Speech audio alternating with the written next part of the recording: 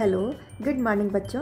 आज की क्लास कक्षा 8 के लिए मैथ सी अभ्यास 13 है, व्रत और चक्रीय चतुर्भुज। बच्चों, अब हम व्रत से संबंधित कुछ बातों को समझते हुए उनका दैनिक जीवन में प्रयोग भी समझते हैं और अपनी अभ्यास बनाते हैं। अब बच्चों, हम इस अभ्यास को समझने के लिए एक एक्टिविटी करते हैं जिसमें हमें पता चल जाएगा कि किसी व्रत में उसके केंद्र से उसकी किसी जीवा पर खींचा गया लंब जीवा को समद्विभाजित करता है। तो इसके लिए बच्चों हम पहले किसी भी नाप का एक व्रत खींच लेते हैं।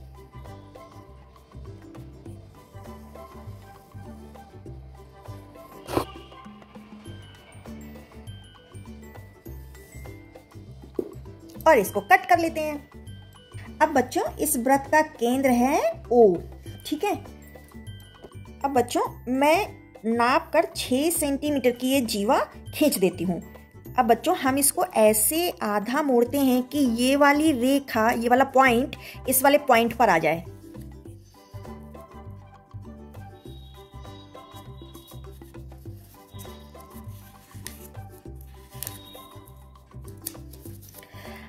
तो हमने क्या देखा, और अच्छे से कर लो।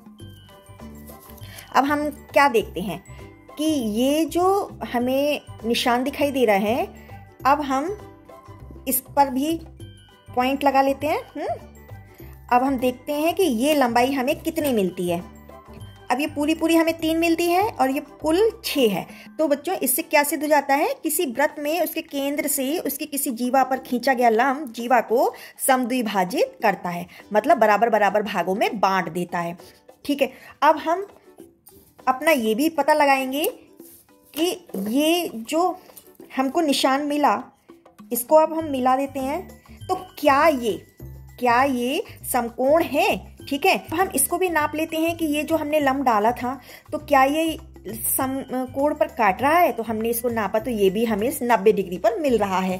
तो इस तरह से हम क्या बोल सकते हैं कि किसी व्रत के किसी भी जीवा के मध्य बिंदु को केंद्र से मिलाने वाला रेखाखंड उस जीवा पर लंब होता है।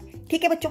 अब देखो बच्चों, इसको सीखने के लिए हमें तब बहुत आवश्यकता होती है जब हमें कोई पार्क बनाना होता है या हमें खेल का मैदान बनाना होता है और हम गोलाकार में उसे बनाना चाहते हैं। तो कहाँ पर हम बनाएं, किस तरीके से बनाएं, तब हमें इस तरीके के एक्टिविटी की, इस तरीके के कार्य को सीखने की आवश्यकता होती है।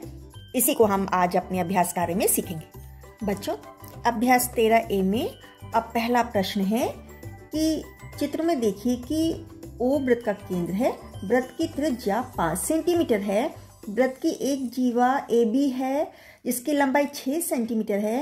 यदि OM लंब है AB पर, तो OM की लंबाई ज्ञात कीजिए। अब हमने इसका एक रफली चित्र बना लिया है। तो जैसे कि इसकी जो जीवा है AB, वो पूरी 6 सेंटीमीटर है। अब क्योंकि लंब जीवा को समद्विभाजित करता है, इसका मतलब AM कितना हो जाएगा, इस AB का आधा हो जाएगा, है ना। तो कितना हो गया, 6/2। ये AM कितना निकल के आया, 3 सेंटीमीटर। कितना निकल के आया, 3 सेंटीमीटर। और व्रत की त्रिज्या कितनी है, OA दी गई है, वो कितनी है, 5 सेंटीमीटर। ये है हमारी 5 सेंटीमीटर। अब हमें OM ये वाली लंबाई ज्ञात करनी है। अब हम पाइथागोरस प्रमेय लगा देंगे। पाइथागोरस प्रमेय क्या होती है, जो कर्ण का वर्ग होता है वो शेष 2 भुजाओं के वर्गों के योग के बराबर होता है।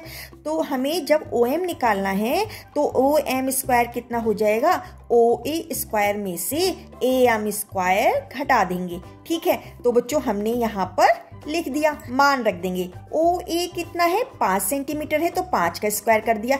AM कितना निकल के आया, 3 सेंटीमीटर, 3 का स्क्वायर कर दिया। कितना हो गया, 5 पंजे 25 और 3 तिया 9, है ना। 5 का वर्ग 25, 3 का वर्ग 9। कितना आ गया, 25 में से 9 घटाइए, आया 16।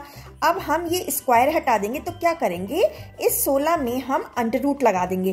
तो OM की लंबाई कितनी हो जाएगी, अंडर रूट 16। अब 16 किसका वर्ग होता है, 4 का। कितना आया, 4 सेंटीमीटर। तो आंसर क्या बना, OM की लंबाई 4 सेंटीमीटर होगी। ये जो OM है, इसकी लंबाई कितनी मिल गई, 4 सेंटीमीटर।